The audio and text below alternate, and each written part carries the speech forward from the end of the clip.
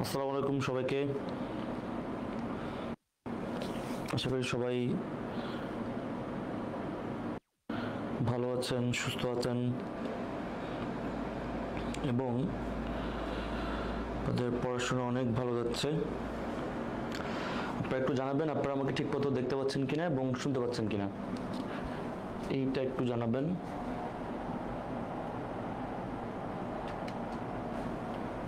দেখতে পাচ্ছেন কিনা এবং শুনতে পাচ্ছেন কিনা এইটা একটু জানাবেন।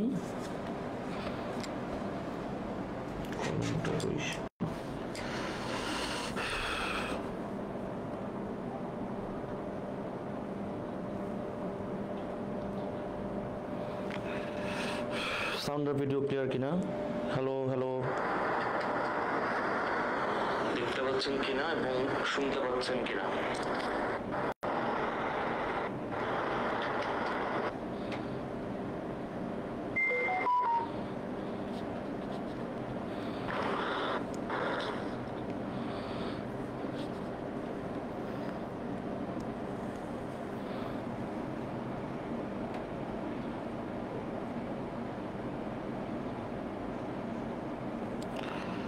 আচ্ছা, মনে হয় সাউন্ড আর ভিডিও ক্লিয়ার আছে এবং পড়াশোনা অনেক ভালো যাচ্ছে। ঠিক আছে, তো আজকে আমরা বেসিক্যালি যেটা দেখব সেটা হচ্ছে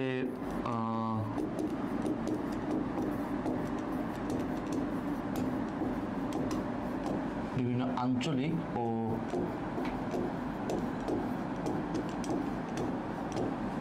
আন্তর্জাতিক সংগঠন।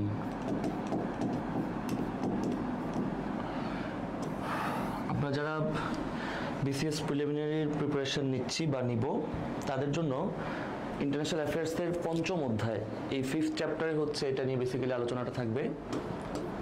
এবং এই অধ্যায়ে সবথেকে ভাইটাল যে বিষয়টা সেটা হচ্ছে জাতিসংঘ, এবং সেই জাতিসংঘ থেকে আমাদের অলরেডি আমরা 2টা ক্লাস নিয়েছি আমি জাতিসংঘের, তো ওই ক্লাসটা আপনারা আশা করি করছেন অথবা করে নিয়েন। আর এইখানে আমাদের সংগঠনের বিভিন্ন টাইপ বুঝতে হবে আগে, অর্থাৎ সংস্থাগুলো কি কি ধরনের হতে পারে। এখানে প্রথমেই হতে পারে বিভিন্ন আঞ্চলিক সংস্থা। আঞ্চলিক সংস্থা, আঞ্চলিক সংস্থাগুলো কোনগুলো? যেগুলো আসলে রিজিওনালি কাজ করে, অর্থাৎ কোনো একটা নির্দিষ্ট অঞ্চল নিয়ে কাজ করে, সেগুলোকে আমরা আঞ্চলিক সংস্থা বলতে পারি। যেমন ধরেন আমি যদি বলি সার্ক, আমি যদি বলি আসিয়ান, আমি যদি বলি আসিয়ান +3, আমি যদি বলি আসিয়ান +3, এগুলো হচ্ছে আঞ্চলিক সংস্থার বিভিন্ন টাইপ বা উদাহরণ বলতে পারেন। তারপর আছে আমার অর্থনৈতিক সংগঠন।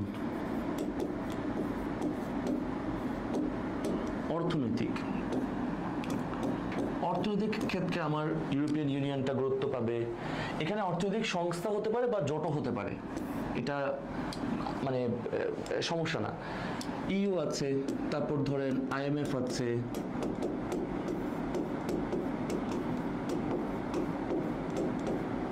ওয়ার্ল্ড ব্যাংক আছে, তারপর বেনেলাক্স আছে, এছাড়াও আরো অনেক আছে। তারপর ধরেন এসইউ, যেটা এশিয়ান ক্লিয়ারিং ইউনিয়ন অথবা কেন্দ্রীয় ব্যাংকগুলোর একটা জোট এশিয়ার 9টা দেশের, এরকম আছে। আমি জাস্ট কিছু ধরন বোঝাচ্ছি আপনাদেরকে। অর্থনৈতিকের পরে আপনি দেখেন পলিটিক্যাল আছে,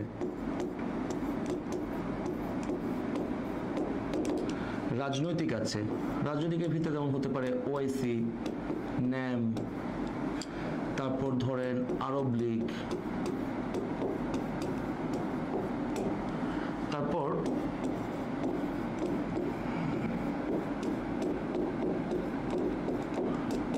কমনওয়েলথ অফ নেশনস, যেটাকে আমরা সংক্ষেপে আসলে কমনওয়েলথ বলে থাকি। ঠিক আছে, তো এই সংস্থাগুলো আসলে আমাদের মূলত পরীক্ষার জন্য কাজে লাগে বা এগুলোই আমরা পড়াটা সব থেকে ভালো হবে। সো এই জায়গাতে আশা করি আমাদের কোনো ডাউট বা কনফিউশন নাই। ঠিক আছে, ওআইসি, ন্যাম, তারপর কমনওয়েলথ অফ নেশনস, এগুলো থেকে প্রশ্ন হয়। এছাড়া আরও আছে, যেমন ইন্টারপোল। যেমন ধরেন ইন্টারপোল, এই ইন্টারপোল যেটা ধরেন আপনার কাছে মনে হতে পারে ভাই এটা তো ইন্টারন্যাশনাল পুলিশ অর্গানাইজেশন, বাট এই ক্ষেত্রে আপনার এই সংস্থাটাও কিন্তু আমরা একটা পলিটিক্যাল অর্গানাইজেশন হিসাবে কাউন্ট করতে পারি। ঠিক আছে, কাউন্ট করতে পারি। আশা করি ক্লিয়ার আমাদের, আশা করি আমাদের ক্লিয়ার। তো এখানে আপনি যদি বলতে পারেন, তার মানে এই আন্তর্জাতিক সংগঠনকে আপনি দুইটা ভাগে ভাগ করতে পারেন। একটা হচ্ছে জাতিসংঘ,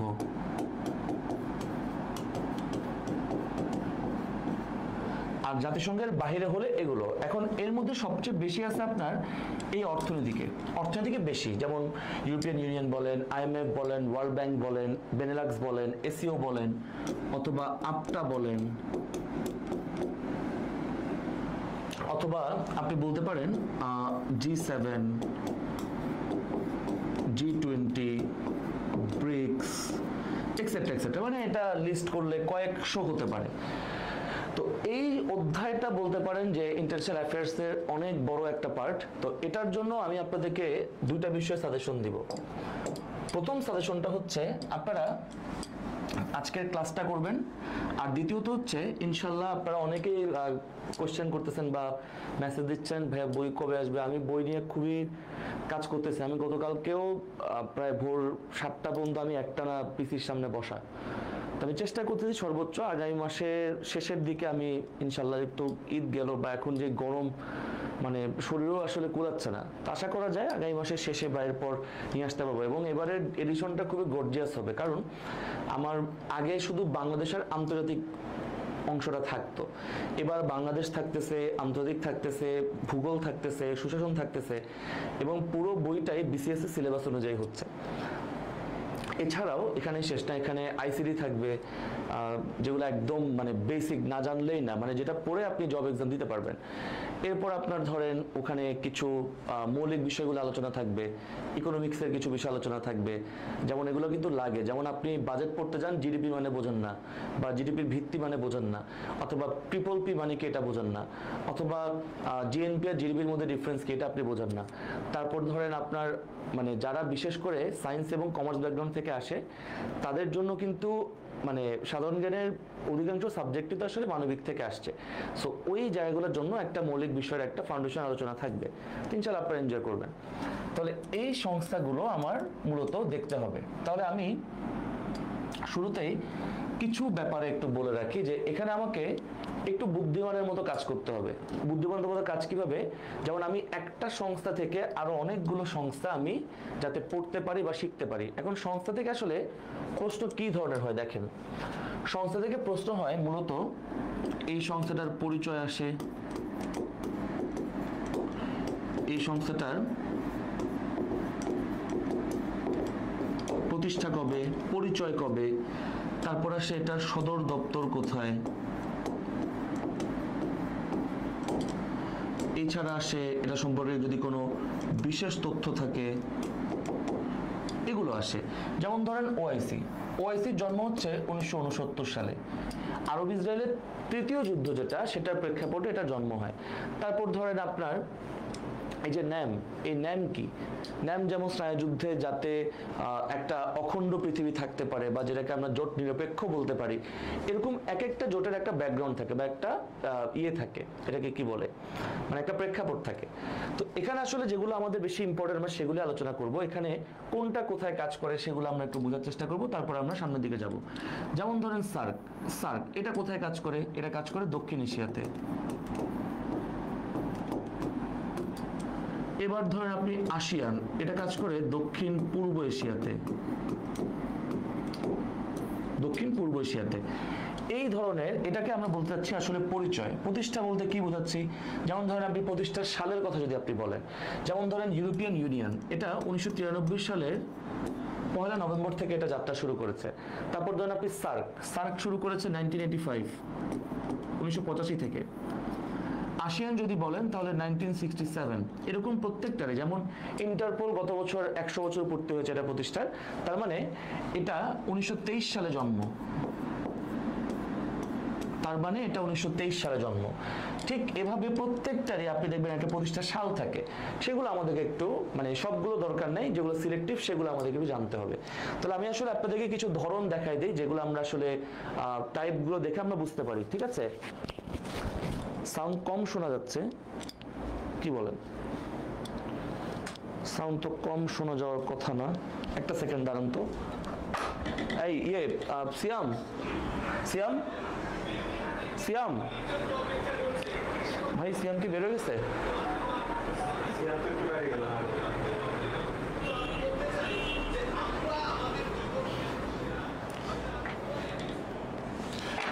সাউন্ড কম শোনা যাওয়ার কথা না ভাই, একটু দাঁড়ান, একটা সেকেন্ড দাঁড়ান, আমি দেখতেছি এটা কি করা যায়। Just 1 minute. সাউন্ড কি খুব আস্তে শোনা যাচ্ছে এমন? আমি তো একটু আগে অ্যাডমিশনের ক্লাস ছিলাম, তখন তো সমস্যা দেখলাম না।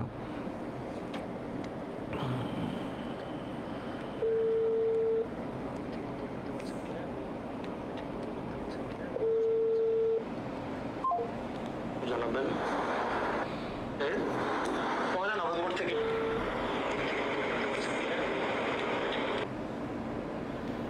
না, আই থিঙ্ক সাউন্ড ঠিক আছে, আমার মনে হয় সাউন্ড ঠিক আছে। ওকে, এখন যেটা ব্যাপার,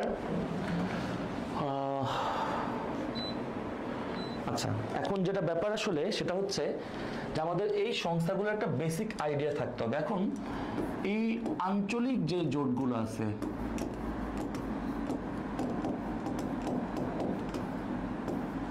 আঞ্চলিক সংস্থা বা জোট যেগুলো আসলে আছে, এই তিনটা সংস্থার কথা আমি বিশেষভাবে বলবো যেগুলো পরীক্ষাতে খুব বেশি আসে। আমি যদি আঞ্চলিক চিন্তা করি বা পলিটিক্যাল অ্যালায়েন্সও যদি আপনি দেখেন, এগুলো সিলেক্টিভ না পড়লে আপনি আসলে পড়ে কুলাতে পারবেন না। সংস্থার কোনো অভাব নাই। আপনারা আমার বইয়ের আগের এডিশন যদি কারো কাছে থেকে থাকে বা পড়ে থাকেন, আপনি দেখবেন যে মানে সংস্থার অধ্যায়টা অনেক বড়, অনেক বড়, হিউজ বড়। এবং সবগুলো সংস্থা কিন্তু কেন দিতে হয় তাহলে ভাই? কারণ মাঝে মধ্যে কিছু এক্সেপশনাল সংস্থা চলে আসে, সব সময় আসে না, মাঝে মধ্যে আসে। এই জায়গায় আমাদের একটু কেয়ারফুল হতে হবে। দেখেন, তো আমরা এখানে তিনটা সংস্থা আমি বিশেষভাবে গুরুত্ব দিব। একটা হচ্ছে সার্ক, একটা হচ্ছে আসিয়ান, আর আরেকটা হচ্ছে OAS। এখন এই সার্ক হচ্ছে মূলত আমরা ছোটবেলা থেকেই পড়ে আসছি, south Asian association for regional cooperation, অর্থাৎ দক্ষিণ এশিয়ার আঞ্চলিক সহযোগী সংস্থা। তার মানে এই সার্কটা কাজ করে হচ্ছে দক্ষিণ এশিয়াতে,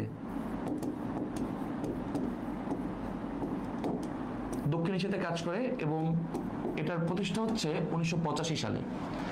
এই সার্কে যদি আপনি বলেন উদ্যোক্তাকে, এই সার্কে যদি আপনি বলেন যে ভাই উদ্যোক্তাকে বা এটা কে শুরু করে, এটা শুরু করেছে বাংলাদেশ। এবং বর্তমানে সার্কের সদস্য 8টি। কোন 8টি? দেখেন, দক্ষিণ এশিয়ার সদস্য মানে দক্ষিণ এশিয়ার দেশ মানেই সার্কের সদস্য।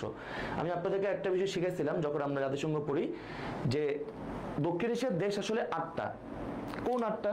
এই 8টা হচ্ছে, আমরা এভাবে মনে রাখি এটা, যে BNP is MBA, এই 8টা হচ্ছে আমার সার্কের মানে সদস্য। এখন জাতিসংঘের মতে ইরান হচ্ছে দক্ষিণ এশিয়ার দেশ, তো ওটা এক্সেপশনাল কেস, যে জাতিসংঘের রেফারেন্স বা জাতিসংঘের কোটেশন ব্যবহার করলে তখন আপনি ইরানকে দক্ষিণ এশিয়ার দেশ ধরতে হবে। এই ছাড়া কোনোভাবেই দক্ষিণ এশিয়ার দেশ ইরান না। তাহলে এই 8টা দেশ আপনি দেখেন, বাংলাদেশ, নেপাল, পাকিস্তান, ইন্ডিয়া, শ্রীলঙ্কা, মালদ্বীপ, ভুটান, আফগানিস্তান। তাহলে এই 8টা দেশই হচ্ছে আমার দক্ষিণ এশিয়ার দেশ। এবং আপনারা দক্ষিণ এশিয়ার দেশগুলো সম্পর্কে আমার পেজে খুব সুন্দর একটা ভিডিও পাবেন, এখান থেকে আপনারা আরেকটু ডিটেলস করে দেখতে পারবেন যে দক্ষিণ এশিয়ার দেশ উপনিবেশগুলো।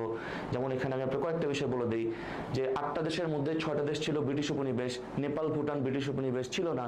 দক্ষিণ এশিয়ার স্থলবেষ্টিত দেশ আছে 3টা, নেপাল, ভুটান, আফগানিস্তান। তার মানে এগুলোর সাথে সমুদ্র সংযোগ নাই। এখন এই সার্কের 8টা সদস্য। এখন সার্ককে আমি একটু গুরুত্ব কম দিব, কারণ সার্ক আপনি দেখবেন গত 10 বছর বা 8-10 বছরে চাকরির পরীক্ষায় খুব একটা সার্ক এখন আসে না। কেন আসে না? কারণ একটা বিষয় এখন প্রায় শোনা যাচ্ছে যে সার্কের বিকল্প বলা হচ্ছে এখন বিমস্টেককে। এখন এটা কেন বলা হচ্ছে খেয়াল করেন, এখন এটা কেন বলা হচ্ছে যে সার্কের বিকল্প বা অল্টারনেটিভ হচ্ছে বিমস্টেক? এটা বলার কয়েকটা কারণ আছে। প্রথম কারণ হচ্ছে সার্কের দুটো শর্ত আছে। 1 নম্বর শর্ত হচ্ছে যে সার্কের ক্ষেত্রে সবসময় 100% ভোট দরকার হবে, অলওয়েজ 100% ভোট। মানে যে কোনো একটা প্রস্তাব যদি আসে সেখানে 8টা হ্যাঁ ভোট লাগবে।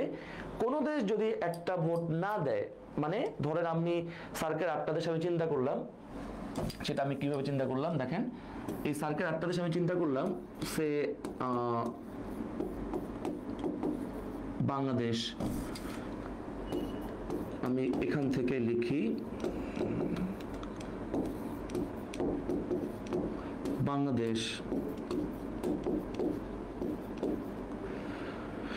ভারত, পাকিস্তান, আচ্ছা বিএনপি, হ্যাঁ আচ্ছা, তারপর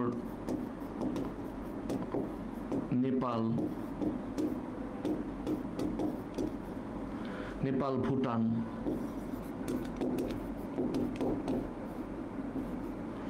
শ্রীলঙ্কা, মালদ্বীপ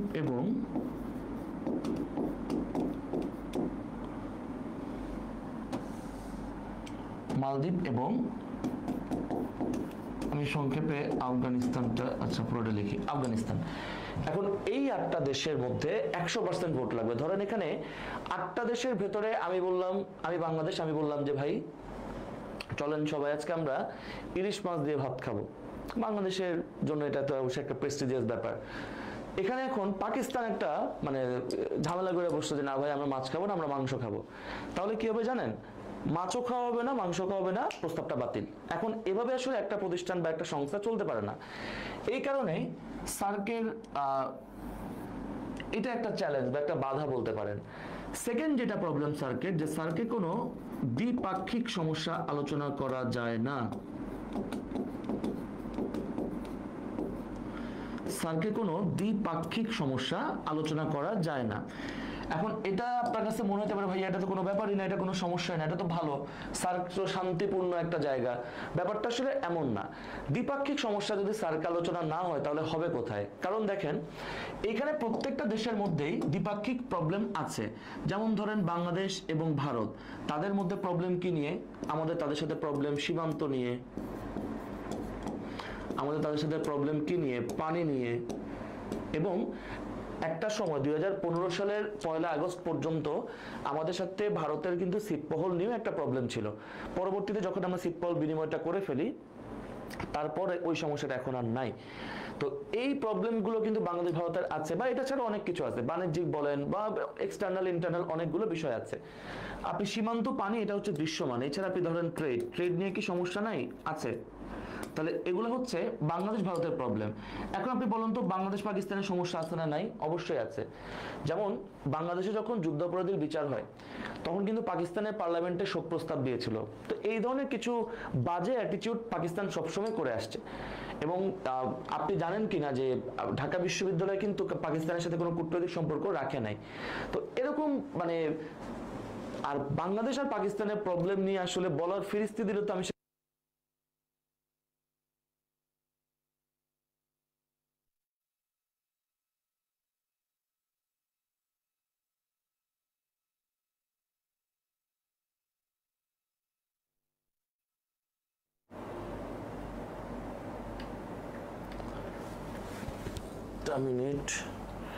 একটা মিনিট ভাই, এটা একটা মিনিট, আমার সম্ভবত ক্যামেরার চার্জ শেষ। 1 মিনিট, আমি এটা এখনই সলভ করতেছি।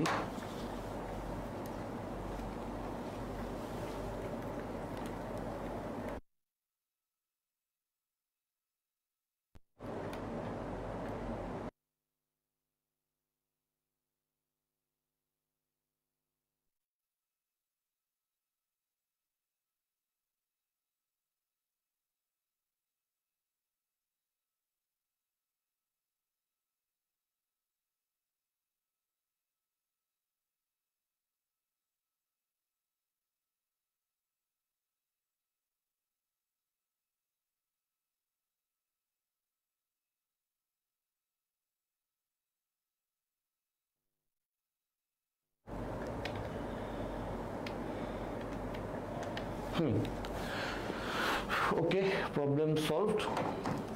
আমার ক্যামেরার চার্জ হয়ে গেছিল ভাই, দুঃখিত। এখন তো যেটা বলছিলাম যে বাংলাদেশ আর পাকিস্তানের প্রবলেমের কথা, প্রবলেমের কোনো শেষ নাই আসলে। এবার আপনি দেখেন তো ভারত আর পাকিস্তানের সমস্যা আছে কিনা ভাই, আপনার সমস্যা কয়টা লাগবে? আর কিছু না পাইলে তো কাশ্মীর আছে, রাইট? এবার আপনি দেখেন ভারত আর মানে বাংলাদেশ, নেপাল, ভুটান এদের সাথে হয়তোবা প্রবলেম তেমন একটা নাই, বাট ভারতের সাথে কি নেপালের সমস্যা নাই? ভারত আর নেপালের সমস্যা কি নিয়ে? কালাপানি নিয়ে বা লিপুলেখ সীমান্ত নিয়ে।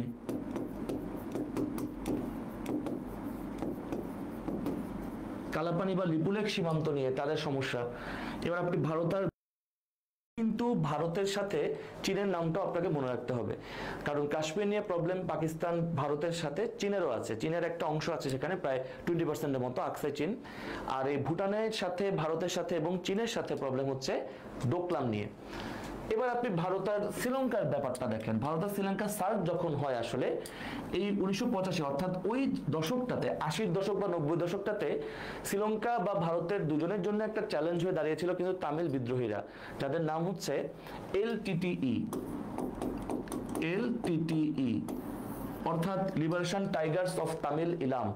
তো এই এলটিটি মানে বলতে পারেন যে তখন একটা প্রবলেম ছিল, তারা স্বাধীন তামিল একটা রাষ্ট্র করতে চাচ্ছিল।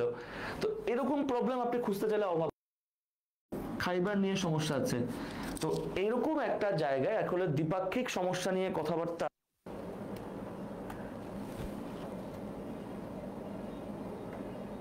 হ্যাঁ হ্যাঁ, বলেন বলেন বলেন।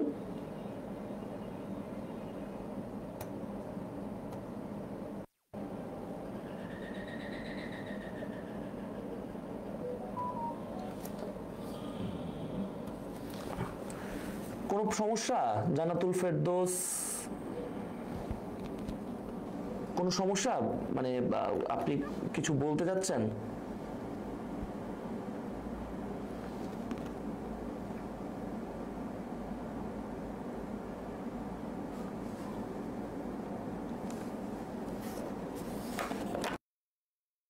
কিছু বলতে যাচ্ছিলেন?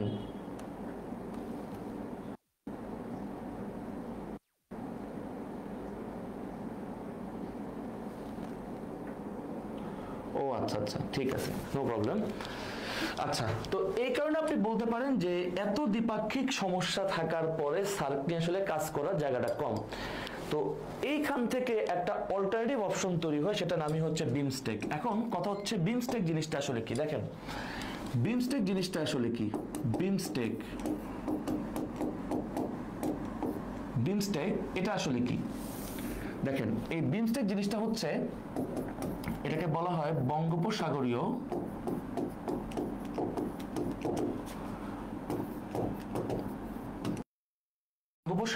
অর্থনৈতিক জোট, বিমস্টেক, যেটার জন্ম হচ্ছে 1997 সালে। এখন এই বিমস্টেকটা কেন আসলো দেখেন, এখানে বিমস্টেকটা আপনি যদি লক্ষ্য করেন, দেখেন বঙ্গোপসাগর মানে কি, এই যে এই অংশটা হচ্ছে বে অফ বেঙ্গল, বে অফ বেঙ্গল। এখানে যে দেশটা আছে সেটা হচ্ছে ভারত, এখানে আছে বাংলাদেশ, এখানে আরেকটা দেশ আছে এটা হচ্ছে শ্রীলঙ্কা, এরপর এখানে একটা দেশ আছে এটা হচ্ছে থাইল্যান্ড, এখানে একটা দেশ আছে এটার নাম হচ্ছে মিয়ানমার। এখন আপনি এটা, আমি আপনাকে ম্যাপ থেকে, প্রথমে এটার নাম ছিল বিমস্টেক, প্রথমে এটার নাম ছিল বিমস্টেক, বিমস্টেক নাম ছিল। অর্থাৎ এখানে 4টা সদস্য ছিল, Bangladesh for B, India for I, S for Sri Lanka, T for Thailand economic cooperation. অর্থাৎ বাংলাদেশ, ইন্ডিয়া, এস মানে শ্রীলঙ্কা, থাইল্যান্ড ইকোনমিক কোঅপারেশন। অর্থাৎ এই বিমস্টেকের প্রতিষ্ঠাকালীন সদস্য ছিল 4টি।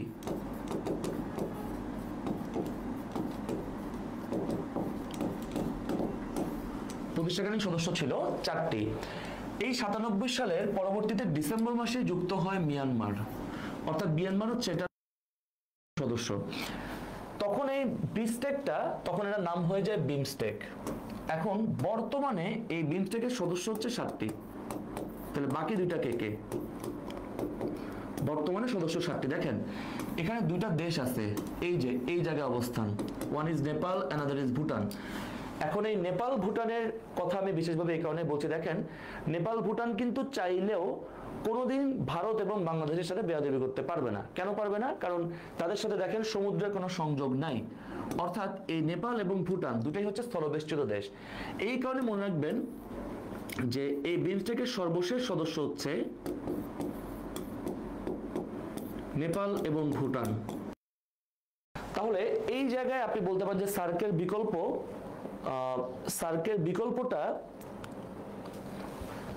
একটা মিনিট, সাউন্ড চলে যাবে কেন? ছি, এখন মনে হয় এই সমস্যা হওয়ার কথা না।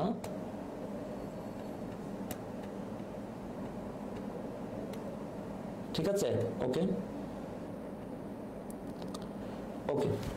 তো এখন যেটা বিষয় সেটা হচ্ছে এই বিমস্টেক কেন সার্কের বিকল্প হবে। দেখেন এইখানে কমন একটা ফ্যাক্ট এখানে আপনি দেখতে পাচ্ছেন যে এই বিমস্টেকে পাকিস্তান নাই,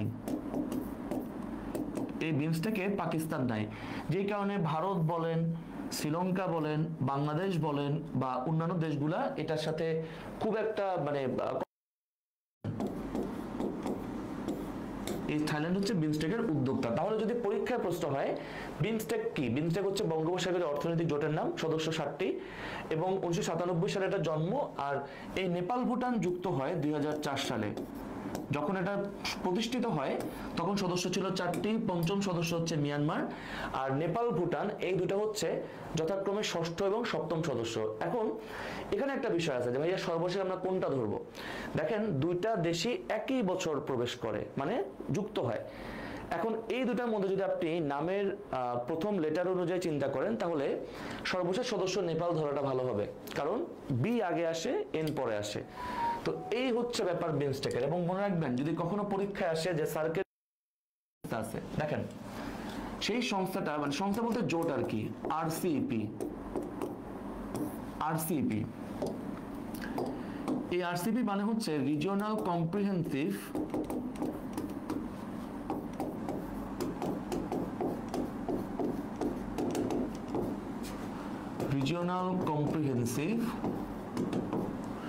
ইকোনমিক পার্টনারশিপ।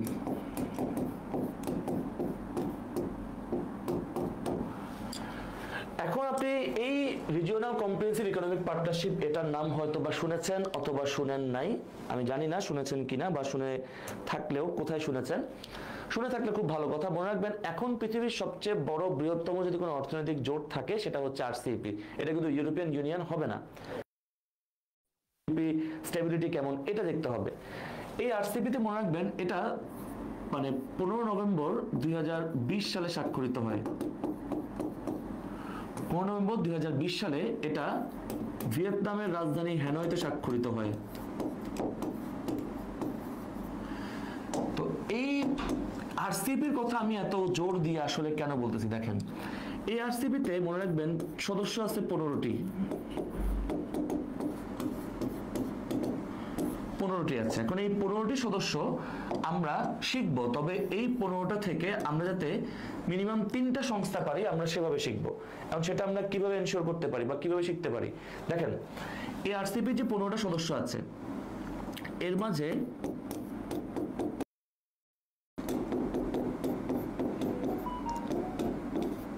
ASEAN প্লাস 3 থেকে আছে 3টি আর অতিরিক্ত আছে 2টি। এখন আপনার মাথায় প্যাচ লাগবে যে ভাইয়া ASEANই জানি না, ASEAN প্লাস 3 জানি না, আপনি চলে গেছেন আরসিইপিতে। দেখেন আগে আমরা ASEAN শিখবো, তারপর আমরা ASEAN প্লাস 3 শিখবো, তারপর আমরা আরসিইপি শিখবো। কিন্তু আমরা একসাথে কেন শিখতেছি, কারণ আপনি এই 15টা দেশ কিন্তু আপনার ইদার ওয়ে মুখস্থ করতে হবেই বা শিখতে হবেই। তাহলে 15টা দেশ থেকে আপনি একটা সংস্থা শিখার চেয়ে আপনি 3টে সংস্থা শিখেন ভালো হবে। তাহলে আসেন ASEAN মানে কি। এই ASEAN মানে হচ্ছে অ্যাসোসিয়েশন অফ সাউথ ইস্ট। 47 সালে জন্ম হয়, যেটার সদর দপ্তর হচ্ছে ইন্দোনেশিয়ার জাকার্তাতে। এখন এই আসিয়ানের মেম্বার নিয়ে এখন একটা ভালো ডিলেমা চলতেছে বা একটা ডাউট চলতেছে। সেটা কেন? কারণ আপনি আসিয়ানের ওয়েবসাইটে চলে গেলে দেখবেন সেখানে 10টা সদস্য দেওয়া, বাট আসলে আসিয়ানের সদস্য হবে 11টা। ওয়েবসাইটে সেটা আপডেট হয় নাই, বাট বিভিন্ন পত্রিকায় বা খুবই নির্ভরযোগ্য সূত্র থেকে আমি আপনাকে বলতে পারি যে সদস্য এখন 11টা দেখাতে হবে। এখন এই আসিয়ানের সদস্য দেখেন, এই আসিয়ানের সদস্য হচ্ছে 11টা,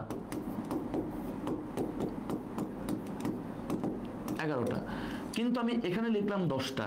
এর মানে হচ্ছে আসিয়ানের সদস্য 11টা হলো আসিয়ানের 10টা সদস্য এই আরসিপির মেম্বার। এই আরসিপি শিখতে হবে, সেটা আমি কিভাবে শিখতে পারি দেখেন, আমি একটা ছোট্ট টেকনিক দিয়ে শিখবো যে এমটিভিতে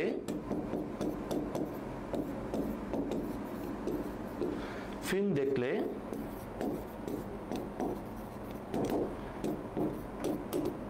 তিমুরের বিসিএস হবে না। এটা হচ্ছে আমার আসিয়ানের দেশগুলো মনে রাখার সহজ সিস্টেম। এই টেকনিকটা দিয়ে আপনি আসিয়ানের দেশগুলো মনে রাখতে পারেন। এখানে আপনি দুইটা কাজে লাগবে এটা। এক হচ্ছে আপনি দক্ষিণ পূর্ব এশিয়ার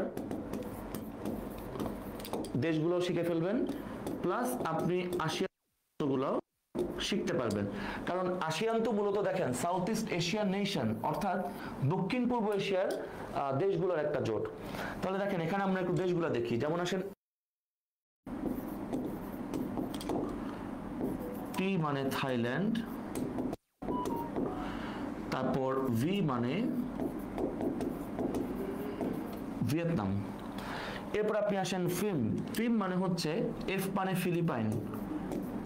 এখানে একটা বিশেষ সতর্ক বাণী আমি দিতে চাই, এই ফিলিপাইনটা মূলত পিএইচ দিয়ে লেখা হয়। এখানে এফটা আমি মনে রাখার সুবিধার্থে দিছি, পিএইচ দিয়ে লেখা হয়, বাট PHILIPINES। তাহলে এই ফিলিপাইনটা আমার মনে রাখার সুবিধার্থে আমরা এফ দিয়ে ব্যবহার করছি, বাট বানান কিন্তু এভাবে না। দ্য ফিলিপিন্স পিএইচ দিয়ে শুরু হয়। তারপরে এফ এর পরে আই আসেন ইন্দোনেশিয়া,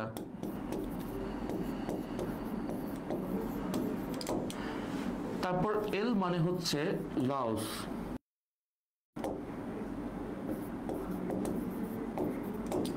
মিয়ানমার।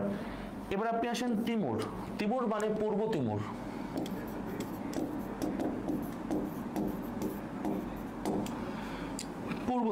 তারপর বিসিএস মানে এখানে বি ফর হচ্ছে ব্রুনাই,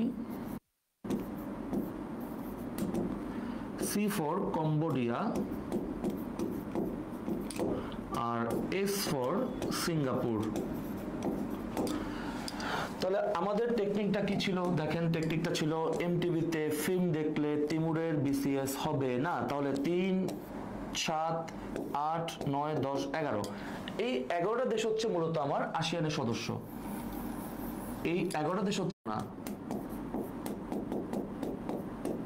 আরসিপির সদস্য না। এই কারণে আমি বলেছি যে সদস্য আসিয়ানের 11টা হলেও আরসিপিতে আসিয়ানের সদস্য আছে মোট 10টা, একটা নেই, সেটা হচ্ছে পূর্ব তিমুর। তার মানে আপনি দুইটা কারণে মনে রাখবেন, তিনটা কারণে। এক হচ্ছে এটা আসিয়ানের সর্বশেষ সদস্য, 2 এটা আরসিপিতে নাই, 3 হচ্ছে এটা আমাদের এই অঞ্চলে মানে দক্ষিণ পূর্ব এশিয়াতে সর্বশেষ স্বাধীন দেশ হচ্ছে এটা। ওখানে আপনি তিমুর বলতে দুইটা তিমুর দেখবেন, একটা হচ্ছে পশ্চিম তিমুর, একটা হচ্ছে পূর্ব তিমুর।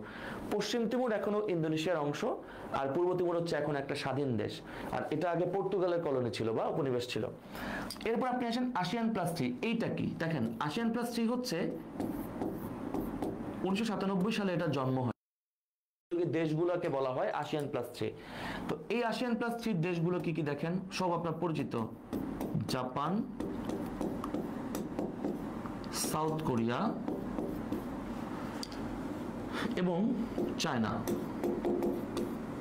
জাপান, সাউথ কোরিয়া এবং চায়না, অর্থাৎ জাপান, দক্ষিণ কোরিয়া এবং চীন।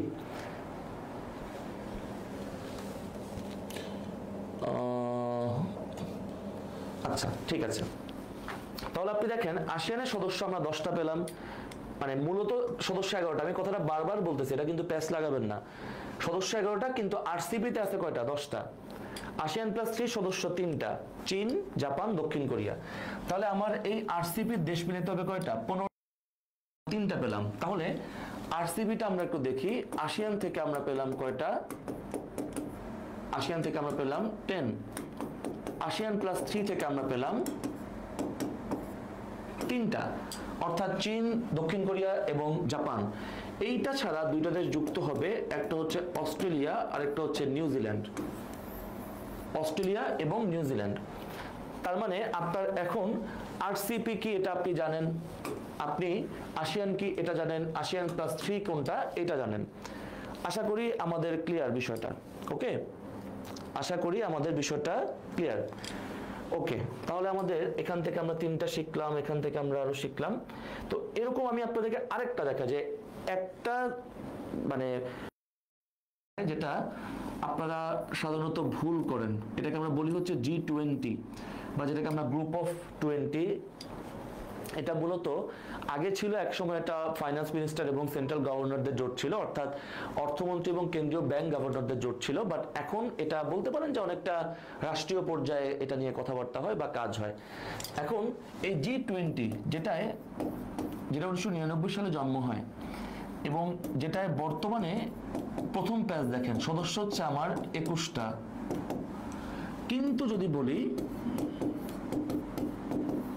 সদস্য দেশ তাহলে হবে 19টা। যদি বলি সদস্য সংস্থা কয়টা, 2টি। আমাদের কি জানো মানে একটা কোশ্চেন আসলে এরকম যে নিচের কোনটি G20 এর সদস্য নয়, বা নিচের এই দেশটি G20 সদস্য কিনা, বা এটা কি, এই টাইপের কোশ্চেন যদি আপনার কাছে আসে, আপনি কিন্তু ভাই যদি আপনি এই 9 টাইপের কোশ্চেন আছে, ধরেন কোশ্চেন আসলো G20 সদস্য 9, এইটা আসলো। এখন আমি ধরে নিচ্ছি আপনি এই কোশ্চেনটা কমন পাইলেন, কোনো কারণে বিগত থেকে আসতো, কিন্তু যদি না আসে, বিগত থেকে আসে না সাধারণত, যদি না আসে তখন কি করবেন? অর্থাৎ এই 9 যদি আপনার পারতে হয় তাহলে আপনি মানে সোজা হিসাবে একদম আপনাকে কয়টা দেশ জানতে হবে, কি কি সেটা জানতে হবে। এখন এটা শেখার অনেকগুলো ওয়ে আছে, কেউ কেউ এটা লেটার দিয়ে শিখায়, বাট সেটা খুব একটা 40 সেকেন্ড সময়ের মধ্যে আমি আসলে মানে মনে করব যে এ দিয়ে কয়টা দেশ, সি দিয়ে কয়টা দেশ, বি দিয়ে কয়টা দেশ, এটা একটা ফাইজলামি, আর কিছু না। তো আমি আপনাকে আরেকটু বেটার একটা সলিউশন বলতে পারি যে ভাই যেহেতু আপনি এই 19টা দেশ যেহেতু আপনি শিখবেনই, এই 19টা দেশ যেহেতু আপনি শিখবেনই, তাহলে আপনি এটাকে একাধিক সংস্থার কাজে লাগান, এটাকে আপনি একাধিক কাজে লাগান। এটাই তো আমাদের মানে স্মার্টনেস। দেখেন তো এখন আমি আপনাকে যদি বলি যে এখানে G7 থেকে আমার 7টা দেশ আছে। এখন এই G7 কি? এই G7 হচ্ছে শিল্পোন্নত 7টা দেশের জোট, 7টা দেশের জোট, যেটা 1975 সালে এটার প্রতিষ্ঠা হয়। এটা আগে এটা 2014 সাল পর্যন্ত এটা G8 ছিল। 14 সালে রাশিয়া যখন ইউক্রেনের প্রতি ভালোবাসার হাত বাড়িয়ে দেয় তখন তাকে এই জোটটা থেকে বহিষ্কার করা হয়। এই হচ্ছে G7। তাহলে G7 থেকে আমি 7টা পেলাম। তাহলে আমি আপনাকে G20 হিসাবটা এখানে করে দিচ্ছি, দেখেন। তার মানে G7 থেকে আমরা 7টা দেশ পেলাম, 7টা। এখন এই 7টা দেশ কি কি দেখেন, এই 7টা দেশ হচ্ছে USA, UK, ফ্রান্স, কানাডা,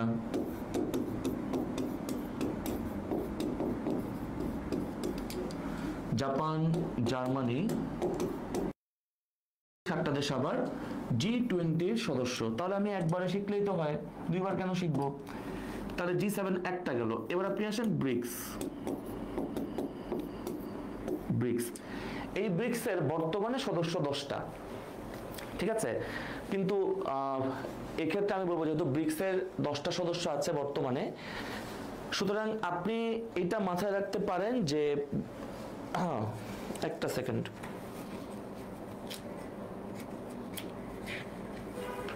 আপনি এটা মাথায় রাখতে পারেন, আপনি এটা মাথায় রাখতে পারেন যে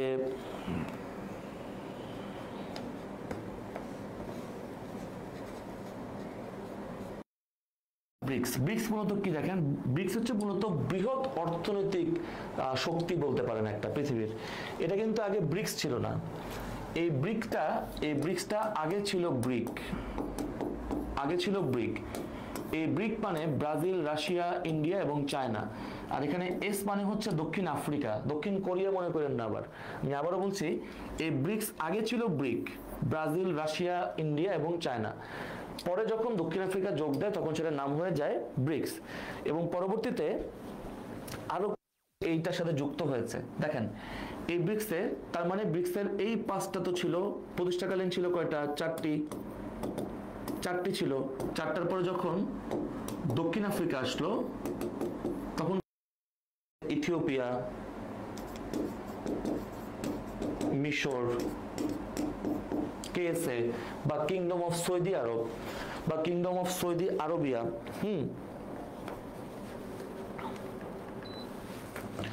তারপর আমাদের আছে ইউএই অথবা ইউনাইটেড আরব আমিরেটস, এবং আছে ইরান। তাহলে একদম সোজা একটা হিসাব আপনি বুঝেন, এই ব্রিক্সের যদি আপনি বলেন মোট সদস্য এখন কয়টি, মোট সদস্য হচ্ছে এখন 10টি। কোন 10টি? এই যে ব্রাজিল, আমি লিখে দিচ্ছি, ব্রাজিল, রাশিয়া, ভারত এবং ওকে, ব্রাজিল, রাশিয়া, ভারত, চীন। পরে দক্ষিণ আফ্রিকা আসলো, দক্ষিণ আফ্রিকা আসার পর ব্রিক্স হয়ে গেল। এখন আবার নতুন করে 5টা দেশ আসছে, এই যে এই বছরই 1 জানুয়ারিতে। এই যে নতুন যে 5টা দেশের কথা বললাম, এইটা আসছে 2024 সালের 1 জানুয়ারি। 1 জান মানে জানুয়ারি এখানে। তো এই ব্রিক্স থেকে আমরা 10টা দেশ আমরা পেলাম। তো ব্রিক্স থেকে আসলে এই G20 সদস্য হবে 5টি। তাহলে আপনি দেখেন এরা তো নতুন আসছে। ব্রিক্স নামটা যাদেরকে নিয়ে, ব্রাজিল, রাশিয়া, ইন্ডিয়া, চায়না, দক্ষিণ আফ্রিকা, এই 5টা হচ্ছে তার মানে আমার ব্রিক্সের সদস্য। এরপর আপনি তাহলে ব্রিক্স গেল, যেটা 2006 সাল থেকে মোটামুটি কার্যক্রম বেশি লাইমলাইটে আসছে। তো এরপর আপনি দেখেন, এরপর আরেকটা সংস্থার কথা আমি বলবো, সেটা হচ্ছে মিন্ট। এই মিন্ট হচ্ছে, এটার পরিচয় যদি আপনি বলেন, এটা হচ্ছে ব্রিক্স পরবর্তী উদীয়মান অর্থনীতি দেশগুলোর জোট। অর্থাৎ ব্রিক্সের পরে যে দেশগুলো পৃথিবী আসতে পারে বা যেগুলো একটু শক্তিশালী হতে পারে, সেই যে জোটটা সেটা হচ্ছে মিন্ট। এবং এটা ধারণা দিয়েছে যে ব্যাংকটা, আপনারা অবশ্যই নাম জানেন, সেটা হচ্ছে গোল্ডম্যান সাকস। এটা পৃথিবীর সবচেয়ে বড় ইনভেস্টমেন্ট ব্যাংক, তারা এই ধারণা দিয়েছে। এখন এই মিন্টের মধ্যে দেখেন দেশ আছে কি কি আছে, আমার মেক্সিকো, তারপর আছে আমার, তারপর আছে নাইজেরিয়া, তারপর আছে তুর্কি। এখন কিন্তু তুরস্ক বলা যাবে না, তুর্কি বলতে হবে। তাহলে এই মিন্টের মধ্যে একটা দেশ আপনি আন্ডারলাইন করেন, সেটা হচ্ছে নাইজেরিয়া। অর্থাৎ এই মিন্ট থেকে আমরা দেশ নিব হচ্ছে 3টি। তাহলে আমরা বাদ দিব কোনটা? বাদ দিব আমরা নাইজেরিয়া। আমি আপনাদেরকে এভাবে পড়ানোর 2টা কারণ আছে। এক, যাতে আপনার বাকি সংস্থাগুলো পড়া হয়ে যায় এবং যাতে আপনি G20-র সাথে ব্যাপারটাকে কানেক্ট করতে পারেন। তাহলে G7-এর 7টা দেশ, 7টাই G20-তে আছে। ব্রিক্সের এখন 10টা দেশ, 10টার মধ্যে নাম যে ব্রিক্স, এই 5টা দেশ G20 সদস্য, Brazil, Russia, India, China, south Africa. এরপর মিন যেটা ব্রিক্স পরবর্তী উদীয়মান দেশগুলোর জোট, সেটা হচ্ছে এই 4টা দেশ, অর্থাৎ মিন্ট মানে মেক্সিকো, ইন্দোনেশিয়া, নাইজেরিয়া এবং টার্কি বা তুর্কি। G20 এর সদস্য নয়, G20 মেম্বার না। তাহলে এবার আপনি হিসাব করেন, 7, 7, 5, 12, 12, 3, 15। তাহলে আমার 15টা দেশ কিন্তু পড়া হয়ে গেছে। 15টা দেশ কিন্তু আমার পড়া হয়ে গেছে। এখন আমার লাগবে কয়টা? 4টা লাগবে। এই 4টা দেশ আপনি একটু ম্যানুয়ালি শিখবেন। এই 4টা দেশ হচ্ছে অস্ট্রেলিয়া, নিউজিল্যান্ড,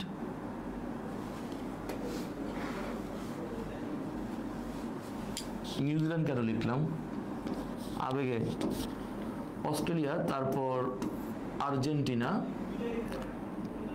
তারপর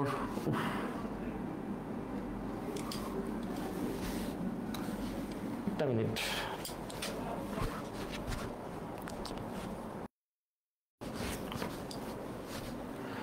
আজকে তো ঘাড় ব্যথা করতেছে ভাই। আচ্ছা, কোথায় ছিলাম জানো? সদস্য দেশে। আচ্ছা, তাহলে কয়টা গেল? 15টা। 15টার পরে আছে আমার অস্ট্রেলিয়া আছে, আর্জেন্টিনা আছে, অর্থাৎ দুটাই বর্তমানে মানে world cup champion, cricket world cup champion বা ফুটবল ওয়ার্ল্ড কাপ চ্যাম্পিয়ন। এই দুইটার বাহিরে আপনি যদি দেখেন তাহলে আরো দুটো দেশ আপনার থাকবে। এর মধ্যে একটা হচ্ছে সৌদি আরব।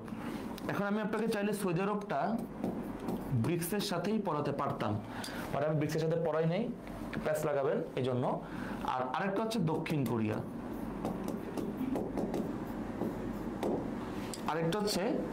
কোরিয়া, শিখলাম এই 19 দেশের মধ্যে G7 এর সবগুলো দেশ আছে, ব্রিক্স যেই শব্দটা সেই 5টা দেশ আছে, মিন্টের 3টা দেশ আছে, কিন্তু এন দিয়ে নাইজেরিয়া সেটা নাই।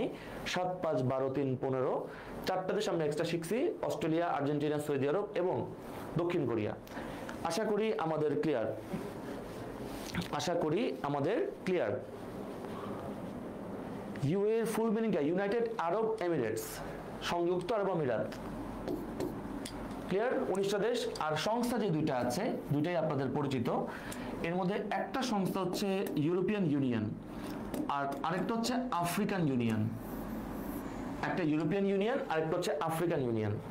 তাহলে আমাদের 21টা সদস্য। আশা করি কম ক্লাস করেন, আপনাদের ক্লাস আর আছেই মনে হয়, আজকের পর আরেকটা নিব। খুব দুঃখজনক ব্যাপার, এরকম একটা ইম্পর্টেন্ট ক্লাসে এত কম ক্লাস করতেছেন, খুবই হতাশাজনক। যাই হোক, সেটা আপনাদের পার্সোনাল ব্যাপার, এটা নিয়ে আমি কিছু বলার আসলে নাই, কারণ নিজের ভালো তো পাগলও বুঝে। আপনারা তো সেখানে সুস্থ স্বাভাবিক শিক্ষিত মানুষ, আপনাদেরকে কি বুঝাবো? বুঝতে পারছেন? তাহলে এখান থেকে এখন আপনি সংস্থা তাহলে শিখলেন কয়টা? এখান থেকে আপনি সংস্থা শিখলেন তাহলে কয়টা দেখেন। এখান থেকে আপনি সংস্থা তাহলে শিখলেন, দেখেন আপনি শিখলেন G7 একটা, ব্রিক্স 2টা, মিন্ট 3টা, G20 4টা। তাহলে আমি কি বলছিলাম? একাধিক কাজে ব্যবহার করব এই 19টা দেশকেই, তাহলে পারবো। 4টা কোশ্চেন যেমনি আসুক আমরা পারবো ইনশাল্লাহ। ঠিক আছে? ওকে, তাহলে আমরা এখান থেকে শিখলাম কয়টা? 4টা। তারপর এখান থেকে আমরা শিখলাম 1, 2, 3টা নাকি? হ্যাঁ 3টা, 4, 3, 7, 8, 9টা শিখলাম, অনেক শিখলাম। আচ্ছা, তো আপনাদের এই টপিকের উপরে আপনাদের আরেকটা ক্লাস হবে বৃহস্পতিবার, আপনাদের লাস্ট ক্লাস আমার সাথে। আপনাদের সাথে আমার লাস্ট ক্লাস ইনশাল্লাহ আগামী বৃহস্পতিবার, যদি আল্লাহ তাআলা সবকিছু ভালো রাখে, সুস্থ রাখে তাহলে। তো আজকের ক্লাস এই পর্যন্তই। আশা করি সবাই ক্লাসটা উপভোগ করেছেন বা বুঝতে পারছেন। কোনো ডাউট থাকে এটা আপনি আমাকে জানান, আমি এটা সলভ করে দেওয়ার চেষ্টা করব। সুস্থ থাকবেন,